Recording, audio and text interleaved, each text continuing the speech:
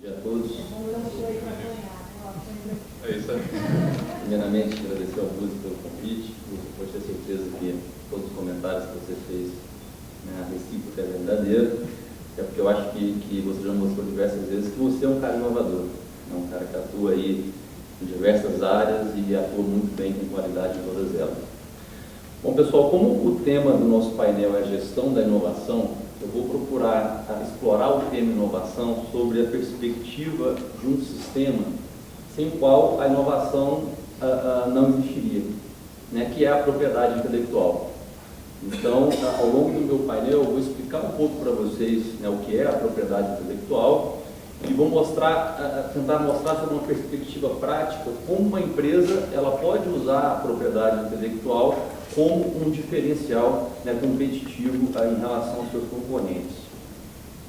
Então, para iniciar, eu gostaria de iniciar mencionando, né, um conceito que foi desenvolvido por um economista austríaco, Joseph Schumpeter, né, que foi até mencionado no primeiro painel.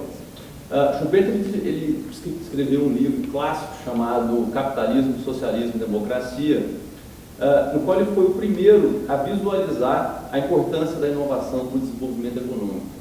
Tá? Desde aquela época, Schumpeter ele já foi claro no sentido de que a inovação é a mola propulsora, né, do desenvolvimento econômico e tecnológico. Já naquela época também, né, quando ele publicou o livro, em 1942, ele também já percebeu a importância do agente inovador se proteger, né, ou seja, ele ter certas garantias, certas salvaguardas, né, que o permite, a partir do momento que ele inova, ele tem a capacidade e a prerrogativa de proteger aquela inovação, né, e impedir que terceiros copiem, né, aquela tecnologia ou de alguma forma se apropriem, né, daquela invenção. Então Schumpeter já falou da importância das patentes, né, nesse contexto. E aí a gente entra na propriedade intelectual, né, que colocado em termos simples, a propriedade intelectual é aquela área do direito que protege as criações humanas mediante a concessão de direitos exclusivos sobre ativos intangíveis. Né? Então a gente tem diversas formas de propriedade intelectual, eu vou mencionar rapidamente as quatro principais. Primeiro são as patentes. Né? As patentes elas são direitos de exclusividade concedidos pelo Estado que visam a proteger invenções. Tá? Então se uma empresa ela desenvolve, por exemplo, uma máquina, um novo processo, um determinado dispositivo que vai ser utilizado num avião, ou um processo de fabricação de determinado produto, a forma que ela tem para proteger aquilo são as patentes. Patentes são válidas por 20 anos a partir da data do depósito no órgão competente. Segundo, a gente tem as marcas. Né? Marcas são signos distintivos que servem para diferenciar e individualizar o empresário perante o mercado. Né? As marcas são a única forma de propriedade intelectual que podem ser prorrogadas indefinidamente. Já que o registro vale por 10 anos, mas ele pode ser prorrogado quantas vezes o titular quiser. A gente tem os desenhos industriais, né, que servem para proteger formas ornamentais de determinados produtos.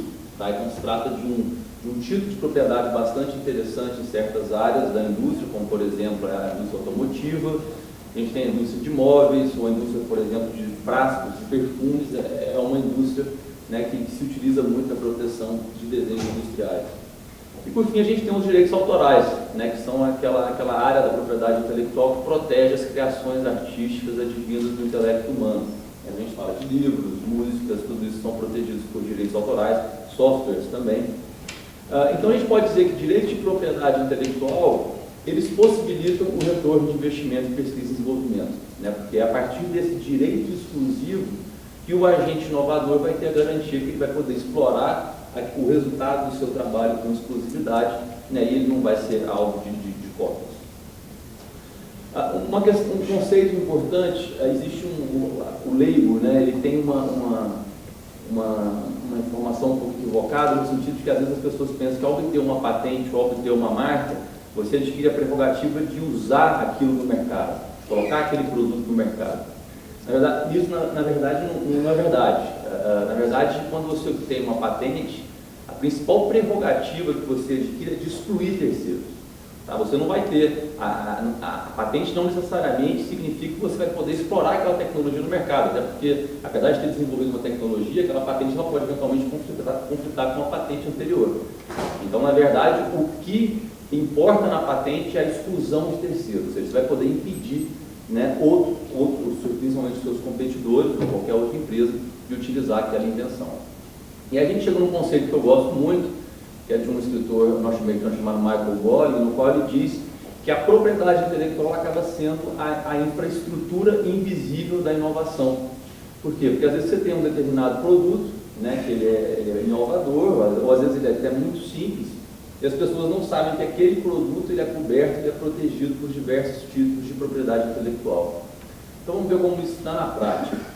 A gente tem aqui um iPhone, já foi mencionado algumas vezes, eu acho que ponto pacífico, se trata de um produto extremamente inovador. Os senhores têm alguma ideia de quantos títulos de propriedade intelectual protegem o iPhone? Sem dúvida. 1 milhão talvez seja muito, mas eu posso garantir com certeza que são milhares. Tá? Eu não sei o número exato, mas existem milhares de patentes, de desenhos industriais, de marcas e direitos autorais envolvendo um produto como o iPhone. Eu trouxe aqui alguns exemplos. Por exemplo, a gente tem patentes, por exemplo, sobre a tecnologia touchscreen do produto. A gente tem patentes sobre o método de troca de mensagem do telefone. A gente tem patentes sobre a forma que a bateria, né, demonstra o nível dela no telefone. A gente tem patentes sobre aquela tecnologia de bloquear e desbloquear o aparelho. A gente tem patentes sobre o sistema de e-mail. Então, ou seja, são, na verdade, centenas, milhares de patentes que cobrem um único produto. Da mesma forma, a gente tem desenhos industriais que cobrem a configuração, né, do aparelho, ou seja, aquela interface, digamos assim, aí só 3 registros de desenhos industriais para aquele produto. A gente tem marcas tridimensionais, né, a partir do momento que aquilo passa a exercer a função de uma marca, ou seja, quando você olha aquele produto, você sabe que se trata de um iPhone, ele passa a exercer uma função de um ciclo identificador de origem. Né, ele passa a ser registrado, por exemplo, com marcas tridimensionais. Outras marcas, por exemplo, os ícones, são protegidos por registros de marca. A gente tem marcas até para a forma do carregador do aparelho. A gente tem uma marca tridimensional para aquele cubo, né, que identifica as lojas da Apple. E tem uma marca tridimensional até para o que a gente chama do trade dress, né, ou seja, da aparência visual da loja da Apple, como vocês podem ver nesse terceiro registro. Então a gente pode dizer primeiro, pessoal, algumas conclusões iniciais. O mesmo produto ele pode ser protegido por diversas formas de propriedade intelectual. Tá? Como eu mostrei, né, o mesmo produto ele pode ser protegido, por exemplo, uma marca tridimensional ou um direito autoral. Ou, por exemplo, a gente está falando de uma funcionalidade, ela pode ser protegida por uma patente de invenção ou por uma patente de modelo de utilidade. Nesse caso, a patente de modelo de utilidade, a gente está falando de um aperfeiçoamento que é feito em relação ao que já existia. A gente chega também na conclusão da necessidade de se adotar uma política eficiente de proteção e administração de direitos de IPI.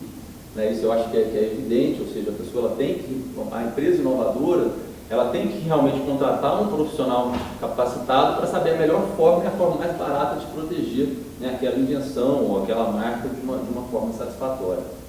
Os benefícios disso, eu listei 3. Tá? Que é a criação de um portfólio de ativos intangíveis.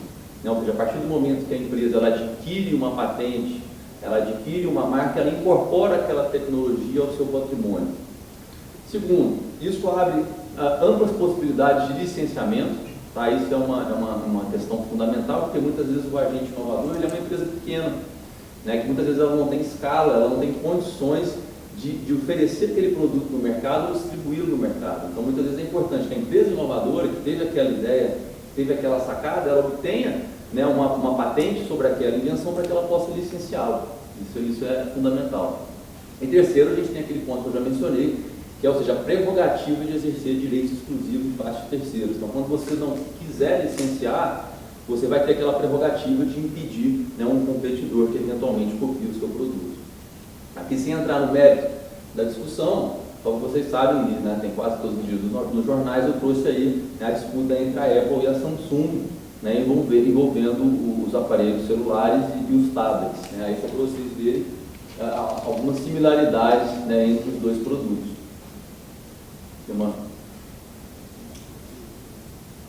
comparação entre as patentes da Apple e o produto, né, e o Galaxy da Samsung. Aqui uma comparação entre os ícones dos dois telefones. E aqui algumas matérias, só para vocês saberem. A Apple já foi vencedora nessa disputa nos Estados Unidos, a Samsung já foi vencedora no Japão e na Coreia, não é uma coincidência. Então você vê que esse jogo da propriedade intelectual, ou seja, as empresas inovadoras, elas fazem uso, né, desse sistema para proteger as suas invenções e tentar excluir os seus competidores.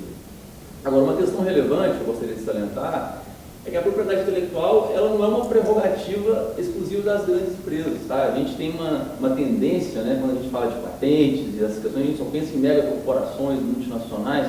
Não. Tá? A propriedade intelectual é um sistema que pode sim ser usado pelas pequenas e médias empresas. Então, se você tem um produto inovador, né, e chega a essa conclusão, nada impede que você use o sistema de propriedade intelectual a seu favor, caso contrário, muito provavelmente o seu competidor irá fazê-lo. E aí, só para simplificar, né, ou seja, para mostrar que invenções simples também podem ser objetos de patentes e direitos exclusivos, eu trouxe aqui alguns exemplos de invenções que já foram patenteadas no passado. Por exemplo, a gente tem aqui uma patente para o sutiã, que foi patenteada em 1893. A gente tem aqui, por exemplo, a patente da garrafa, né, da tampa de uma garrafa, então utilizado. Patente de um parafuso, né, ou seja, a gente, hoje o parafuso está tão na nossa vida, mas quando ele foi inventado, sem sombra de dúvida, foi uma invenção, né, que serviu para solucionar um problema técnico e, sem sombra de dúvida, é um dispositivo bastante útil. Patente do zíper. Não estou conseguindo ver a data aqui, 1917. Aqui é um caso interessante, vai pegando um pouquinho o gancho da apresentação do Fernando, diz respeito existe uma discussão, né, sobre quem inventou o avião, se foi Santos Dumont ou se foram os irmãos Wright nos Estados Unidos. Ambos voaram pela primeira vez em 1906. Se você ler sobre o assunto, talvez o Fernando possa dar até mais detalhes sobre isso, me parece que a máquina do Santos Dumont era muito melhor, porque ela tinha algumas características que a máquina dos irmãos Wright não tinha. Por exemplo, ela tinha um sistema de autopropulsão, né? Ou seja, o avião decolava sozinho, na medida em que o dos irmãos Wright ele tinha que ser lançado. Da mesma forma, o primeiro voo do Santos Dumont ele foi visualizado por muito mais pessoas do que o voo dos irmãos Wright. Então, em termos de documentação, pelo que eu já pude pesquisar sobre o assunto, me parece que Santos Dumont, realmente a máquina dele ela tinha uma vantagem, né? Era uma máquina melhor do que aquelas que foram desenvolvidas pelos irmãos Wright. Agora, quem vocês acham que patenteou? Um é americano, outro é brasileiro. Vocês podem ver aí, eu coloquei uma patente dos irmãos Wright nos Estados Unidos, ou seja, eles fizeram o primeiro voo em 1906, mas se vocês verem ali em cima, vocês podem ver que a patente ela foi depositada perante o SPTO em 1903. Então, ou seja, 3 anos antes de voar, eles já estavam preocupados com isso, ou seja, em proteger aquela invenção. E eu, sinceramente, não tenho notícias de uma patente que foi concedida para o Santos Dumont, né, para o seu avião. Nem só de notícias, né, histórias ruins de indústria brasileira, tipo, por exemplo, o exemplo da Embraer. E a gente tem também um outro exemplo muito interessante no Brasil. Então, aquela invenção, aqueles lacres de segurança, né, aqueles lacres que são usados em malas de aeroportos, são usados em correspondências, diversas outras aplicações, isso quem desenvolveu foi uma empresa brasileira, chamada Elk. É uma empresa que desde a década de 70 ela vem atuando nessa área e com muito sucesso. Agora, uma empresa que desde o primeiro lacre que ela se desenvolveu, ela usou o sistema de patentes para proteger a sua invenção, tanto no Brasil quanto no exterior. Hoje ela é a maior empresa do Brasil nessa área, a 4ª maior do mundo. Eu posso dizer para os senhores com absoluta certeza que se ela não tivesse baseado e usado o sistema de patentes para se proteger, ela não ocuparia a posição que ela ocupa hoje, porque certamente a cópia viria, né, e ela não poderia fazer nada contra aquele competidor, não poderia impedir aquela imitação. Então aqui eu já passo para as minhas... quais são os desafios e as conclusões, né, que eu visualizo nessa área. Primeiro, a gente tem que criar e adotar uma efetiva cultura de proteção de direitos de propriedade intelectual no país.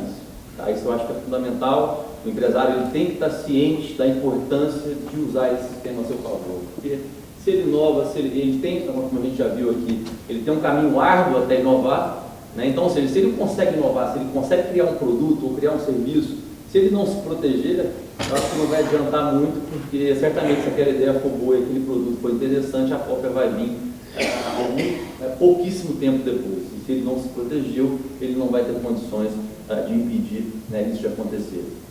O segundo ponto, que eu acho que é fundamental, a Denise vai falar um pouquinho disso à tarde, que é o aparelhamento do Instituto Nacional da Propriedade Industrial.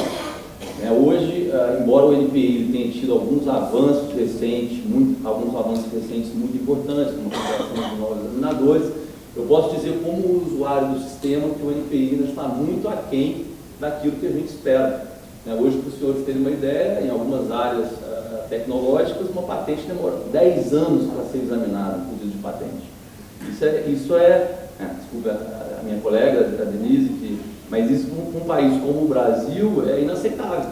É inaceitável que um empresário, um inovador, ele demore 10 anos para saber se aquilo que ele inventou realmente é passível de apropriação ou não, o que obviamente acaba impedindo, por exemplo, ele de negociar com uma empresa, né? Ou seja, se a pequena empresa ela tem um pedido de patente, muitas vezes ela vai chegar na empresa grande, vai ter condição de dar escala para aquele produto, ela vai dizer, ok, deixa eu ver aqui então o seu pedido de patente e o que você tem. Mas a verdade é que ela só tem um pedido de patente, que o NPI ainda não examinou. Então, se o NPI ainda não examinou, muitas vezes ela não tem aquela garantia jurídica de que aquilo que ela inventou efetivamente é novo e possui atividade inventiva, que aquela patente efetivamente vai ser concedida. Uma outra questão é a simplificação de alguns aspectos legislativos. Eu coloquei alguns aspectos, só que eu considero a legislação de propriedade intelectual brasileira muito boa. É uma legislação muito moderna, mas ela poderia ser melhorada em alguns aspectos. Por exemplo, na área farmacêutica, a gente tem uma que a gente chama de jabuticaba, né? Uma coisa que só existe no Brasil, que para conceder uma patente na área farmacêutica, você precisa da anuência da Anvisa. E o que acontece é que a Anvisa, tal qual o NPI, ela acaba fazendo um segundo exame de patenteabilidade daquela sua invenção. Então, no Brasil, você tem o único país do mundo que 2 órgãos fazem um exame de patenteabilidade de uma mesma invenção, o que obviamente acaba atrasando ainda mais o processo, criando ainda mais burocracia. Por fim, a gente tem uma coisa que eu acho que é fundamental, a criação de mecanismos que aumentem a interação entre as universidades e as empresas. Porque as universidades, como foi falado também, elas atuam na pesquisa básica. Já as empresas são aquelas que efetivamente vão utilizar aquela pesquisa básica para colocar e produzir produtos no mercado. Então eu concluo, pessoal, dizendo que sem um sistema de proteção à propriedade intelectual forte e eficiente, não há inovação. E sem inovação, sem sombra de dúvida, não há desenvolvimento, conforme Schumpeter conseguiu visualizar isso há 70 anos atrás. Bom, era isso que eu tinha a dizer, estou à disposição para perguntas. Muito obrigado. Obrigado, Gustavo.